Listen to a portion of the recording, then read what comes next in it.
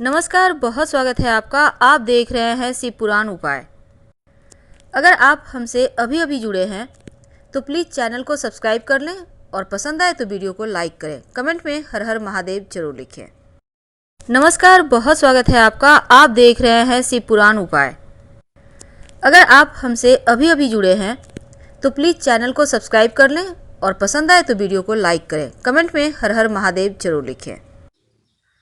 आए दिन हम कुत्ते को रोटी खिलाते हैं, लेकिन बुधवार का दिन विशेष होता है। माना जाता है इस दिन खास प्रयोग करने से जीवन में जो आपके खोए हुए मान सम्मान है वो भी मिलते हैं, आपकी बुद्धि सही डिसीजन लेती है, धन के मामले में जो परेशानी है वो दूर होती है और जीवन में अक्षय पुण्य की प्राप्ति होती है। यहाँ तक कि आपका पितृदोष भी शांत हो जाता है। एक छोटी सी कहानी के माध्यम से हम जानते हैं कि आखिर कुत्ते को रोटी खिलाने के या जो भी हम ग्रहों को शांत करने के लिए खिलाते हैं उसके फायदे क्या हैं। एक नामदेव नामक एक संत की कथा मिलती है।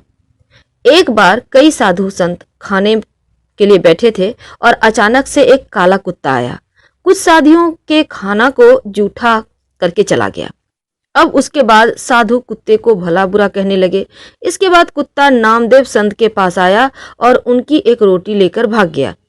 नामदेव सचमुच महान संत थे, इसलिए उन्होंने एक घी की बरनी ली और कुत्ते के पीछे दौड़े और बोले, रुको भाई, रोटी चुपोड़ देता हूँ। अब नामदेव की यह हरकत देखकर बाकी संत हंसने लगे। वह कुत्ता कोई सामान्य कुत्ता नहीं था, भगवान का अंश था। इसके बाद वे अपने आकार के अंदर आए और बोले कि तुम सही मायने में संत हो। बाकी साधु संतों को देखकर अफसोस हुआ कि उन्होंने भगवान को धुतकार दिया। अब कुत्ते को काल भैरव भी माना जाता है और काल भैरव की पूजा अभी हमने की, तो काले कुत्ते को अगर आप काल भैरव के दिन आपने मीठी रोटी खिलाई है तो ऐसा माना जाता है काल भैरव प्रसन्न होते हैं और अकाल मृत्यु को टाल देते हैं। इसके लिए हमने आपको पहले भी बताया था, लेकिन अब चलिए जानते हैं। देखिए, शनिदेव की जो क्रूर दृष्टि है इंसान को बर्बाद करने के लिए काफी होती है, और जब शनिदेव की दशा अंतरदशा महादशा चले, साढ़े साती ढैया चले, तो हर काम बिगड़ने लगते हैं, चारों तरफ से हानि होती है। ऐसे में कई तरह के नुकसान भी होते हैं। लेकिन ज्योतिष की माने तो कुत्ते को क्या खिलाएं कि सब कुछ बेहतर हो जाए, आपका व्यवसाय अच्छा चलने लगे, आप हर ओर सफलता प्राप्त करते रहें। तो आमतौर पर ऐसा हमारे यहाँ सिद्धांत है कि जो मनुष्य जो करता है वही भोगता है, और इसी पृथ्वी लोक पर सब कुछ भोग कर जाता है। कुत्ता को रोटी खिलाने का विधान है बुधवार के दिन। वैसे तो रोज ही खिलाना चाहिए, लेकिन बुधवार के दिन अगर आप कुत्ते को रोटी खिलाते हैं, लेकिन फेंक के मत दीजिएगा, याद रखिए, ठीक से दीजिएगा। और दूसरी बात, एक छोटा सा कहानी के माध्यम से जानिए कि कैसे कुत्ता हमारे पुण्य को बढ़ाता है। एक बार एक गांव के अंदर एक व्यापारी रहता था। उसका सारा धंधा ठप हो गया और उसकी पत्नी बच्चों को भूखे मरने की नौबत आ गई। अब व्यापारी ने स्थिति को ठीक करने के लिए बहुत कोशिश की, लेकिन वह ठीक नहीं हुई। व्यापारी की पत्नी ने सेठपति से कहा कि पास के गांव के अंदर एक और सेठ रहते हैं, वह पुण्य के बदले धन देते हैं। आपके पास तो बहुत सारे पुण्य हैं और आपको अपने कुछ पुण्य बेचकर धन ले आना चाहिए। अब व्यापारी पुण्य बेचने का इच्छुक ही नहीं था, लेकिन पत्नी के दबाव में वह तैयार हो गया। उसकी पत्नी ने उनको 3 रोटियां बनाकर दी ताकि रास्ते में वह खा सके। अब व्यापारी बेचारा वहां से निकला। रास्ते के अंदर उसे भूख लगी। जैसे ही वह रोटियां खाने को बैठा, एक कुतिया आई और रोटियों की मांग करने लगी। बोली कि यदि उसे रोटी नहीं मिली तो वह मर जाएगी। इसके बाद व्यापारी ने उसे एक रोटी दे दी और वह रोटी लेकर चली गई।